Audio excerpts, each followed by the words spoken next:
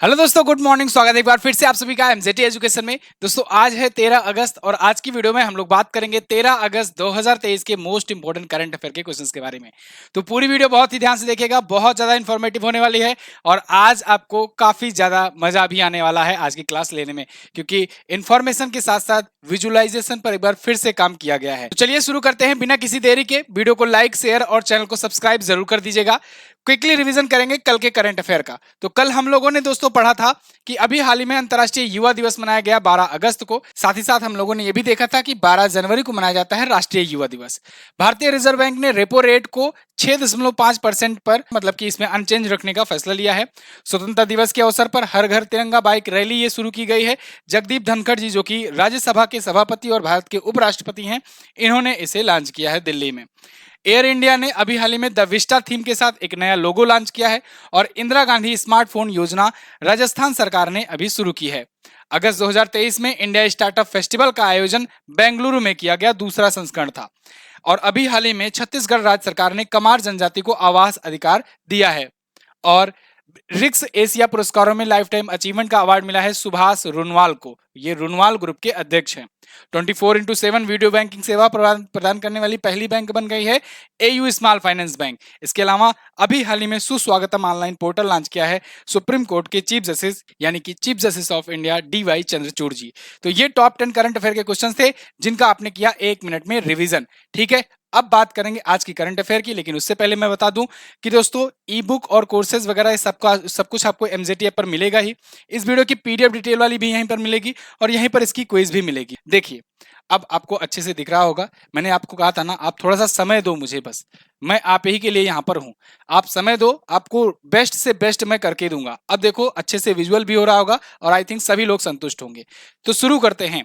Indian council of medical research cancer registry के अनुसार भारत में कैंसर के मामलों में सबसे टॉप पर राज्य कौन सा है? तो देखिए, कैंसर के सबसे ज्यादा मामले आए हैं उत्तर प्रदेश से। पिछली बार भी यही टॉप पर था, इस बार वाली जो रिपोर्ट आई है इसमें भी उत्तर प्रदेश ही टॉप पर है। पॉपुलेशन भी यहाँ की ज्यादा है और ज्यादा पॉपुलेशन की होने की ये भी एक वजह है कि यहाँ पर ज्यादा केसेस हैं, लेकिन वैसे भी अगर देखा जाए तो इसमें ओवरऑल घनत्व के मामले में भी ज्यादा ही है। तो फिलहाल कैंसर जो है, कैंसर के सबसे ज्यादा मरीज यहाँ पर मिले हैं और साथ ही साथ कैंसर से मरने वालों की संख्या भी ज्यादा मिली है उत्तर प्रदेश में। यानी कैंसर जो पीड़ित होते हैं उनसे जब मृत्यु होती है, उन मृत्यु वाले मामले में भी उत्तर प्रदेश टॉप पर है। अगर हम लोग आंकड़ों की बात करें तो दोस्तों 2020 में 2,01,000 मामले आए थे कैंसर के उत्तर प्रदेश से और 2022 में ये रिपोर्ट आई 2,10,000 नए मामले मिले हैं। कैंसर से जुड़ी मौतों में सबसे अधिक संख्या 1,16,818 के साथ उत्तर प्रदेश है। कैंसर दोस्तों अभी तक लाइलाज बीमारी है। कैंसर होता क्या है? कैंसर बेसिकली कोशिकाओं का एक अनियंत्रित जो अगर विकास होने लगता है, डेवलपमेंट होने लगता है, तो उसे ही कैंसर कहते हैं। कैंसर बहुत टाइप के होते हैं, स्किन कैंसर, ब्लड कैंसर और ब्रेस्ट कैंसर, ठीक है, बहुत सारे टाइप के, लंग कैंसर, बहुत सारे टाइप के कैंसर होते हैं। फिलहाल उत्तर प्रदेश के स्वास्थ्य मंत्री हैं जयप्रताप सिंह। यहाँ पर जब कई सारे टाइप के जब कैंसर होते हैं तो हम लोग कुछ कैंसर के बारे में जान लेते हैं। कैंसर दिवस कौन कौन से मनाए जाते हैं, जैसे जैसे अंतरराष्ट्रीय कैंसर दिवस या कहें कि cancer day, world cancer day कह सकते हैं। तो वर्ल्ड कैंसर डे मनाया जाता है प्रत्येक वर्ष किस तारीख को? 4 फरवरी को मनाया जाता है। इंपॉर्टेंट है, याद रखिएगा। और अगर पूछा जाए नेशनल कैंसर अवेयरनेस डे कब मनाया जाता है, तो नेशनल कैंसर अवेयरनेस डे मनाया जाता है 7 नवंबर को। ये 2 इंपॉर्टेंट डेट याद रहेगा। अभी दोस्तों अगस्त महीने में ही 1 अगस्त को, अगर आपको याद हो, 1 अगस्त को ही लंग कैंसर डे मनाया गया कि नहीं? लंग कैंसर डे मनाया गया है ना। और साथ ही साथ अभी दोस्तों 15 फरवरी को देखो, 4 फरवरी को मनाया जाता है वर्ल्ड कैंसर डे, 15 फरवरी को मनाया जाता है चिल्ड्रन कैंसर डे, ठीक है ना। चिल्ड्रन कैंसर डे, विश्व बाल कैंसर रोकथाम दिवस या कहें दिवस, ठीक है। तो ये भी आप याद रखिएगा 15 फरवरी। तो ये कैंसर से रिलेटेड ये 4 दिवस हो गए। क्लियर? चलिए अब आगे बढ़ते हैं हम लोग। अगला क्वेश्चन, हाल ही में आयोजित भारतीय फिल्म फेस्टिवल मेलबोर्न 2023 में बेस्ट इंडियन फिल्म का अवार्ड किसे दिया गया? तो देखिए, अभी भारतीय फिल्म फेस्टिवल मेलबोर्न 2023 आयोजित किया गया। ये मेलबर्न ऑस्ट्रेलिया में आयोजित किया जाता है। तो इसका 14वां संस्करण था एक्चुअली में। 14वें संस्करण में अभी हाल ही में भारतीय फिल्म इंडियन फिल्म का अवार्ड मिला है किसे? इंडियन फिल्म का मिला है अवार्ड आगरा को। किसे? आगरा को। यहां पर मैं पूरा लिस्ट भी आपको दिखाऊंगा। ये देखिए, आगरा फिल्म जो है इसको मिला है। देखिए, तो आगरा जो है बेस्ट इंडियन फिल्म का अवार्ड मिला है। और अगर बेस्ट फिल्म पूछा जाए तो ओवरऑल कैटेगरी में बेस्ट फिल्म का अवार्ड मिला है सीता रामम को। और बेस्ट डॉक्यूमेंट्री का अवार्ड मिला है टू किल ए टाइगर को। Best performance in film male में, यानी कि कहें जो हम लोग अपने यहाँ कहते हैं बेस्ट एक्टर का अवार्ड पाए हैं मोहित अग्रवाल, आगरा के लिए ही। और best performance in film female category में रानी मुखर्जी को मिला है, इनको मिला है मिस्टर चटर्जी वर्सेस नॉर्वे में फिल्म के लिए। और वहीं बेस्ट डायरेक्टर का अवार्ड पृथ्वी कोनानूर और हेडनेंटू को मिला हुआ है। ठीक है, मेलबर्न में आयोजित किया गया, 14वां इसका संस्करण था। ओके, आगे बढ़ते हैं। हाल ही में सेबी ने आईपीओ लिस्टिंग में लगने वाले समय को घटाकर कितने दिन किया? तो देखो, सेबी यानी कि securities and exchange board of India, तो इसके द्वारा आईपीओ लिस्टिंग में लगने वाले समय को घटा करके अब 3 दिन कर दिया गया है। अभी तक 6 दिन लगते थे, यानी आईपीओ में अगर लिस्ट कराना होता था तो 6 दिन वेटिंग पीरियड रखा जाता था। अब यह समय जो है 3 दिन कर दिया गया है। ठीक है, अब इसका मायने क्या है इसको समझिए। पहले तो आप आईपीओ को जानिए। देखिए दोस्तों, जब कंपनी कोई पहली बार पब्लिक के लिए ऑफरिंग के लिए जाती है, यानी कि जब तक कंपनी लिमिटेड रहती है, प्राइवेट लिमिटेड रहती है, तब तक उसमें कुछ ही इन्वेस्टर हो सकते हैं, 1 2 3 4 जो भी। ठीक है, लेकिन जब वो कंपनी प्राइवेट लिमिटेड से पब्लिक लिमिटेड होने को होती है, यानी होना चाहती है, तो इसका मतलब ये हुआ कि वो शेयर मार्केट में लिस्ट होना चाह रही है। जब वो शेयर मार्केट में लिस्ट हो जाएगी तो वो पब्लिक लिमिटेड हो जाएगी, यानी उसमें पब्लिक का भी पैसा लगेगा। तो पब्लिक का पैसा लगने के लिए, यानी पब्लिक को जब ऑफर करने के लिए आओ भैया हमारे यहाँ पैसा लगाओ, तो पहली बार आईपीओ लॉन्च किया जाता है, यानी जब पहली बार कंपनी लिस्ट होने वाली है। तो जब पहली बार लिस्ट होती है तो उसे इनिशियल पब्लिक ऑफरिंग कहते हैं। तो इसके तहत ये कंपनियां क्या कहती हैं, एक स्लॉट बुक करती हैं। स्लॉट मतलब रखती हैं कुछ कुछ शेयर का। उस स्लॉट को कहती हैं कि एक स्लॉट अगर आप लेते हो तो शुरुआत में हम आपको कुछ डिस्काउंट देंगे। तो यही होता है आईपीओ, यानी कि जब आईपीओ आता है किसी कंपनी का तो डिस्काउंटेड प्राइस पर शेयर मिलता है, लेकिन कंडीशन ये होती है कि एक स्लॉट आपको खरीदना होता है। वो स्लॉट 12 से 15 हजार तक का होता है, यानी कि अगर मान लो 10 शेयर का स्लॉट है या 8 शेयर का स्लॉट है या 20 शेयर का स्लॉट है, तो आपको एक साथ वो 20 शेयर खरीदने होंगे कम से कम। ठीक है, उसके बाद जब कंपनी जब लिस्ट हो जाती है, उसके बाद फिर आप चाहे एक शेयर लेना चाहो तो एक शेयर भी ले सकते हो। मतलब वो उसमें पब्लिक का पैसा आदान प्रदान चलना शुरू हो जाता है। तो ये जो आईपीओ होता था, आप सुनते हो ना कि एलआईसी का आईपीओ आने वाला था, अभी आया था जब पिछले साल। ठीक है, बहुत हाइप उठा था। उसके बाद पेटीएम का वो आया था, आईपीओ आया था। एलआईसी का वैसे आपको बता दें आज तक के भारत के इतिहास में सबसे बड़ा आईपीओ रहा, 22,000 करोड़ से ज्यादा का था। ठीक है, तो ये कंपनियां जो है जो लिस्ट होती हैं, तो सेबी जो है, क्योंकि रेगुलेटरी अथॉरिटी यही है, तो सेबी ही इसको मैनेज करती है। इसके लिए इसने क्या किया है कि अब 3 दिन के अंदर इसको हम लगा देंगे। ठीक है, मतलब 3 दिन के अंदर ये लिस्ट करने का प्रोग्राम बना देंगे। ठीक है, ज्यादा वेटिंग पीरियड नहीं रखेंगे। अच्छा, अगर आपको याद हो तो पिछली साल मैंने आपको बताया था कि सेबी ने भारत में T+1 स्टॉक निपटान प्रणाली जो है ये शुरू कर दी है। और ऐसा करने वाला भारत बन गया है दुनिया का दूसरा देश चीन के बाद। T+1 स्टॉक निपटान प्रणाली मतलब, आपको अगर आप इन्वेस्ट करते होंगे तो आपको पता होगा कि डीमैट अकाउंट बनाना होता है। तो जब कोई आप शेयर खरीदते या बेचते हो तो एक दिन के बाद आपके अकाउंट में पहुंचेगा। ठीक है, तो उसे कहते हैं T+1 स्टॉक निपटान प्रणाली, यानी एक दिन लगेगा जिस दिन आप खरीदे ट्रेड किए, और उसके एक दिन बाद आपके अकाउंट में पहुंचेगा। पहले प्रणाली T+3 थी, लेकिन घट करके अब T+1 हो गया, यानी भारत में आप एक दिन के बाद ही अपने अकाउंट में पाओगे। ये करने वाला भारत दूसरा देश है, चाइना पहला देश है। ठीक है, बाकी देशों में अभी भी 2-3 दिन लगते हैं। सेबी की बात कर लेते हैं, इतना बार बार इसके बारे में बात आ रही है। सेबी मतलब securities and exchange board of India. इसका हेडक्वार्टर दोस्तों है मुंबई में। स्थापना 1988 में की गई थी, लेकिन ये पावर में आई कब? 1992 में, जब स्कैम हुआ था। ठीक है, हर्षद मेहता स्कैम। अध्यक्ष इसकी है माधवीपुरी बुच, इनका नाम आपको याद रखना है। आगे बढ़ते हैं। भारत सरकार ने ऊर्जा मिश्रण में प्राकृतिक गैस के अंश को बढ़ाकर 15% तक करने का कब तक के लिए लक्ष्य रखा है? तो देखो, भारत सरकार ने एक टारगेट बनाया है कि 2030 तक जो प्राकृतिक गैस है, जितनी भी प्राकृतिक गैसें यूज होती हैं भारत में, उनको बढ़ा करके 15% तक किया जाएगा। अब इससे बहुत ज्यादा फायदा होता है। देखिए, जैसे आप आजकल देख रहे होंगे कि पेट्रोल डीजल वाहन जो होते ही हैं, साथ ही साथ सीएनजी वाहनों का क्रेज बहुत ज्यादा बढ़ता जा रहा है। सीएनजी का फुल फॉर्म में पूछा जाता है कंप्रेस्ड नेचुरल गैस। तो ये नेचुरल गैस है एक प्रकार का। तो जो नेचुरल गैस है, इसका जो है जो वेटेज है, कह सकते हैं कि योगदान जो है पूरे भारत में, ये 15% तक बढ़ाया जाएगा भारत में। इतना मतलब इसको बढ़ावा दिया जाएगा। ये सब इसलिए किया जा रहा है जिससे हम लोग डीजल पेट्रोल को कम से कम खरीदें, क्योंकि हम लोग डीजल पेट्रोल बहुत भारी मात्रा में खरीदते हैं। ठीक है, बहुत सारे बिलियन डॉलर हम लोग खर्च करते हैं। ठीक है, और अरब देशों से, और वो लोग वल्लह बीबी करके कमा भी लेते हैं, उसके बाद हमारे यहाँ से मजदूर भी ले जाते हैं।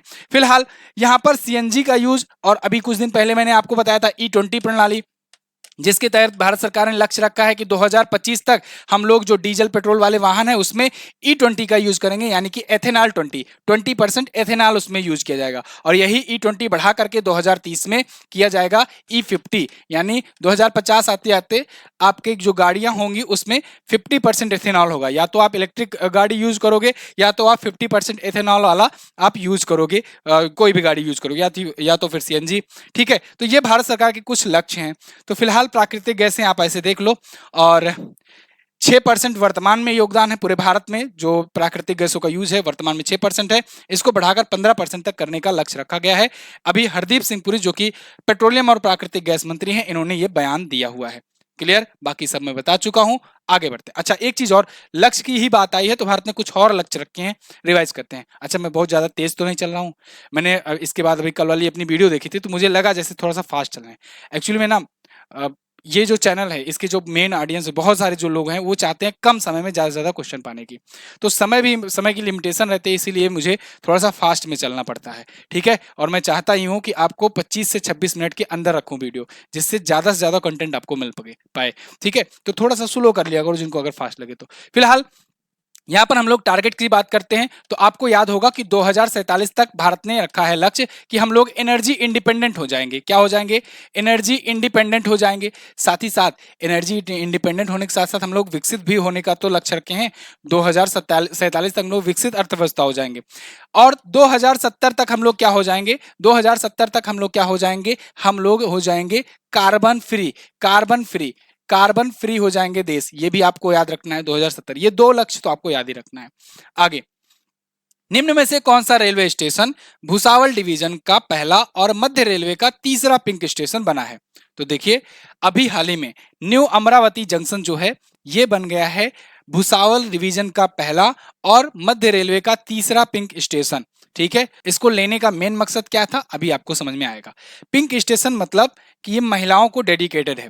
ये ऑल विमेन एम्प्लॉय वाला ये स्टेशन है, यानी इसमें टिकट काटने से लेकर टीसी कलेक्टर से लेकर के चेकिंग करने वाली, मतलब हर प्रकार की सफाई कर्मी से लेकर जितने भी कर्मचारी होंगे, लोको पायलट से लेकर के सब महिलाएं हुई होंगी। तो ये ऑल विमेन स्टेशन है, इसीलिए इसे पिंक स्टेशन कहा जा रहा है। और ये न्यू अमरावती स्टेशन को ये बनाया गया है। ठीक है, तो इसमें देखो लाइटिंग वगैरह भी पिंक कलर की जल रही है, तो रात में भी ये पूरा आपका गुलाबी गुलाबी ही नजर आता है।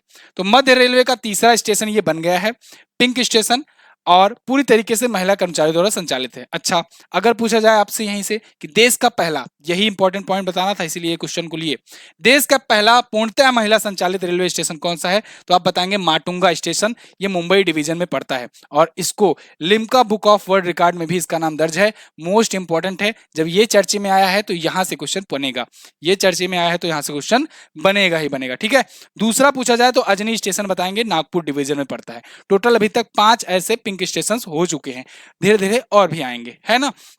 और अगर पूछा जाए एयरपोर्ट जैसी सुविधाओं वाला पहला देश का स्टेशन कौन बना था? तो न्यू कमलापति स्टेशन बना था। और अभी कुछ दिन पहले ही मैंने आपको बताया था कि पीएम मोदी जी ने क्या किया था? पीएम मोदी जी ने अमृत भारत स्टेशन योजना शुरू की है। अमृत भारत स्टेशन योजना के तहत क्या किया जा रहा है? ये 1309 स्टेशनों का आधुनिकीकरण किया जा रहा है। ये पूछा जाएगा। 508 स्टेशन पहले चरण में जिसके तहत आधुनिकीकरण किए जाएंगे, यानी उनको मॉडर्नाइज किया जाएगा। अगला, भारत का पहला कृषि डेटा एक्सचेंज यानी एडेक्स और कृषि डेटा प्रबंधन फ्रेमवर्क यानी एडीएमएफ किस राज्य में लॉन्च किया गया? तो इसको दोस्तों अभी हाल ही में लॉन्च किया गया है। कहां पर? तेलंगाना में। तेलंगाना की राजधानी हैदराबाद में अभी एडेक्स और एडीएमएफ लॉन्च किया गया है। यहां पर देखिए एडेक्स है ये, ठीक है। तो एग्रीकल्चर डाटा एक्सचेंज होगा और ये देश का पहला होगा, भारत का पहला कृषि डेटा एक्सचेंज यानी एडेक्स। तो हैदराबाद में इसे लॉन्च किया गया है। हैदराबाद में जो तेलंगाना के आईटी और उद्योग मंत्री हैं तारक रामाराव, इन्होंने लॉन्च किया हुआ है। इससे क्या होगा? इससे दोस्तों जो एग्रीकल्चर डाटा के जो यूजर्स हैं और साथ ही साथ एग्रीकल्चर डेटा जो प्रोवाइडर्स हैं, उनके बीच एक सुरक्षित और एक मानक आधारित, एक स्टैंडर्ड बेस्ड डेटा की आदान प्रदान की सुविधा हो सकेगी। ठीक है, तो ये डेटा एक्सचेंज है, डेटा एक्सचेंज, लेना और देना, ठीक है, डेटा का आदान प्रदान। तो एडेक्स और एडीएमएफ का यहाँ पर फुल फॉर्म आपको दिख रहा है, एग्रीकल्चर डाटा मैनेजमेंट फ्रेमवर्क और एग्रीकल्चर डाटा एक्सचेंज। ये शुरू किया किसने? हैदराबाद ने, ठीक है, या कहें कि तेलंगाना ने। तेलंगाना आप देख लो, अब आपको ये मैप में भी यहाँ पर भी अच्छे से दिख रहा होगा। देखिए, मैंने आपको हमेशा कहा है कि आप रोजाना अपनी भी लाइफ में ये चीज करो, मैं भी करता हूँ, रोजाना कुछ ना कुछ बेटर करने की कोशिश करो। हमेशा जो भी नजर आए, आपको भले से लग रहा हो कि अच्छा है, फिर भी सोचो इसमें और अच्छा क्या कर सकते हैं, और अच्छा क्या कर सकते हैं। अगर आप सोचोगे तो दिन प्रतिदिन आप बेटर होते जाओगे। तो यहाँ पर देखो, जिलों की संख्या 33 है और मैंने आपको बताया था यहाँ पर ये 29वां राज्य बना था, ठीक है, तेलंगाना क्या बना था? 29वां राज्य बना था। बाकी भी डिटेल्स मैं आपको कई बार बता चुका हूँ। इंपॉर्टेंट पॉइंट जहां मैं फोकस कराना चाहता हूं, एक तो आपको बीआरएस याद रखना है। अभी चुनाव आयोग ने इनका नाम बदला था, इनकी पार्टी का नाम टीआरएस से बीआरएस किया था, ठीक है, तेलंगाना राष्ट्र समिति से भारत राष्ट्र समिति किया गया था। फुल फॉर्म भी पूछा जाएगा पार्टी का। अच्छा, अभी जो इंडिया INDA का जो गठबंधन हुआ है उसमें ये भी शामिल है। तमिलसाई सौंदरराजन जी, ये यहाँ की गवर्नर हैं। जिलों की संख्या 33 है, विधानसभा 119 सीटें, लोकसभा में 17 और राज्यसभा में 7 सीटें जाती हैं। अच्छा, यहाँ पर भी विधान परिषद है, ये भी याद रखना। विधान परिषद यहाँ पर है, मैंने आपको ट्रिक भी बताया था, कुंबाट।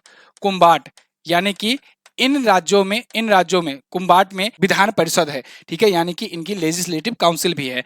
कर्नाटका, उत्तर प्रदेश, महाराष्ट्र, बिहार, उसके बाद फिर आंध्र प्रदेश और तेलंगाना, ठीक है। हैदराबाद इसकी कैपिटल है। हैदराबाद में ही अगर आपको याद हो तो इंडिया का सबसे बड़ा बैट लॉन्च किया गया था, भारत का पहला डॉग पार्क लॉन्च किया गया था।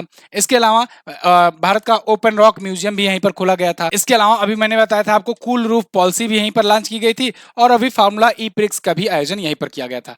तेलंगाना सरकार ने ही अभी गृह लक्ष्मी योजना और साहस पहल शुरू की थी, ठीक है। इतना आप रिवीजन करिए। आगे बढ़ते हैं। जुलाई की ई बुक है, इसको लेना चाहो तो आप ले सकते हो, मात्र 2 रुपए में है। और मैं अगेन फिर से आपका रिकॉल करा दूं कि आज से आपके आजादी के ऑफर्स शुरू हो जाएंगे। स्वतंत्रता के दिन के दिवस के अवसर पर ऑफर्स शुरू हो जाएंगे और 76 वर्ष पूरे हुए हैं तो 76% दिया जाए आपको डिस्काउंट। तो जो लोग भी अगर कहीं से भी पढ़ना चाह रहे हो, अगर आप चाह रहे हो कि एक बार पेड बैच लेकर के अच्छे से तैयारी किया जाए, तो एक बार एमजेटी एजुकेशन को मौका देकर के देखो। कसम से कह रहा हूं, किसी एक क्लास को भी आप लोगे ना तो आपको लगेगा कि पैसा वसूल हो गया इसी एक क्लास से। पूरा का पूरा बेहतरीन क्वालिटी कंटेंट दिया जा रहा है और बहुत ही कम दाम में। ऑफर्स के बाद तो और भी कम होने वाले हैं दाम। आप अगर कहीं पर भी लेने जा रहे हैं, सभी जगह ऑफर्स चल रहे होंगे, तो आप एक बार एमजेटी एजुकेशन को मौका देकर के देखो। अगर आपको ना संतुष्ट कर दूं, ना सिलेक्शन तक पहुंचा दूं तो कहना। आगे यहां पर देखिए, एमजेटी ऐप पर ही सारी चीजें मिलेंगी, तो एमजेटी ऐप आप इंस्टॉल करके देख सकते हो। आगे बढ़ते हैं। हाल ही में प्लग के निवेशक और ब्रांड एम्बेसडर के रूप में किसे चुना गया? तो प्लग एक कंपनी है, प्लग एक कंपनी है जिसकी अभी ब्रांड एम्बेसडर बनाई गई हैं करीना कपूर खान, ठीक है, तैमूर की मम्मी। तो ये बनाई गई हैं, ठीक है। ये प्लग देख लो, प्लग की स्पेलिंग कुछ इस प्रकार से रहेगी। तो प्लग कंपनी की बनाई गई है। ये ताजे फल और सब्जियों के कारोबार से जुड़ी एक कंपनी है। हालांकि ये 400 से ज्यादा क्लेम करती है कि उत्पाद इसके हैं, लेकिन ये इसकी ब्रांड एम्बेसडर भी बनाया है और साथ ही साथ इनको इन्वेस्टर भी बनाया है। फिलहाल यहाँ पर कुछ और जो ब्रांड एम्बेसडर हैं इनको हम लोग रिकॉल कर लेते हैं। आपको याद होगा, मैंने बताया था कि अक्टूबर महीने में आईसीसी वर्ल्ड कप कराने जा रहा है और भारत में आयोजन होगा। तो आईसीसी विश्व कप ने एक कैंपेन शुरू किया है और उस कैंपेन के लिए, मतलब इसको प्रमोट करने के लिए, शाहरुख खान को ब्रांड एम्बेसडर इसने बनाया है। तो ये बात आप याद रखिएगा। एसिस ने अपना ब्रांड एम्बेसडर श्रद्धा कपूर को बनाया। रिलायंस तीरा ने अपना ब्रांड एम्बेसडर सुहाना खान, कियारा आडवाणी और करीना कपूर को बनाया है, ठीक है। और इको टैंक प्रिंटर ने रश्मिका मंधाना को अपना ब्रांड एम्बेसडर बनाया। एप्सन इंडिया की ये बनी है। रेंगलर जो है स्मृति मंधाना को बनाया है। और देखिए, रश्मिका मंधाना स्मृति मंधाना बहन नहीं है, ये एक्ट्रेस है और ये क्रिकेटर है। जेब्रॉनिक्स टीवी ऋतिक रोशन को बनाया है। त्रिपुरा टूरिज्म, ये आपसे पूछा जाएगा, त्रिपुरा टूरिज्म के ब्रांड एम्बेसडर कौन बने हैं? तो आप बताइएगा, त्रिपुरा टूरिज्म के बने हैं सौरभ गांगुली, ठीक है। और आइएगा कभी मारो गुजरात में कौन है? अमिताभ बच्चन है, ठीक है। अरुणाचल प्रदेश के कौन है? मध्य प्रदेश के कौन है? गोविंदा। अरुणाचल प्रदेश कौन है? संजय दत्त, ठीक है। आपको याद रखना है। असम की कौन है? असम की कौन है? ये अरे निक जोन्स वाली प्रियंका चोपड़ा। ड्रोगोफ्लेक्स विराट कोहली। गुची की ब्रांड एम्बेसडर आलिया भट्ट, ठीक है। अगला क्वेश्चन, हाल ही में जारी NIPFP की रिपोर्ट के अनुसार फाइनेंशियल ईयर 2024 में भारतीय अर्थव्यवस्था की दर कितने प्रतिशत रहने का अनुमान है? जिसको देखो आजकल वही प्रिडिक्शन करने लगा है भारत की इकोनॉमी को। चलो NIPFP इनको भी देखते हैं। इन्होंने बताया है कि भारत की जीडीपी ग्रोथ रेट रहने वाली है 6%। कितना? 6% रहने वाली है। ये देखिए, NIPFP का मतलब national institute of public finance and policy. इनके अनुसार भारत की जो जीडीपी ग्रोथ रेट है वो इतना दर से बढ़ेगी।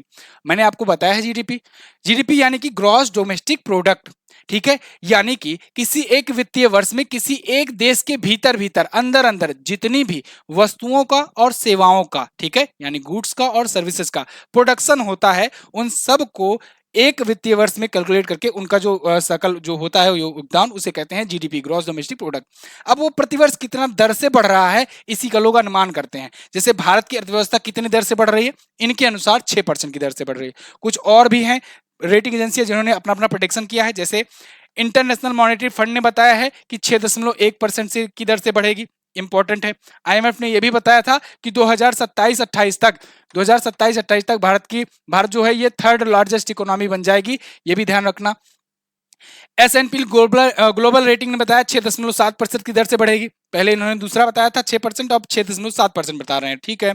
इन्होंने ये भी बताया कि 2030-31 तक इंडिया की इकोनॉमी 6.1 ट्रिलियन डॉलर हो जाएगी, ट्रिलियन डॉलर हो जाएगी, याद रखना, ये भी मैंने अभी कुछ दिन पहले बताया था आपको। यूएन की रिपोर्ट के अनुसार भारत की जीडीपी ग्रोथ रेट 6.7% होने वाली है इस फाइनेंशियल ईयर में।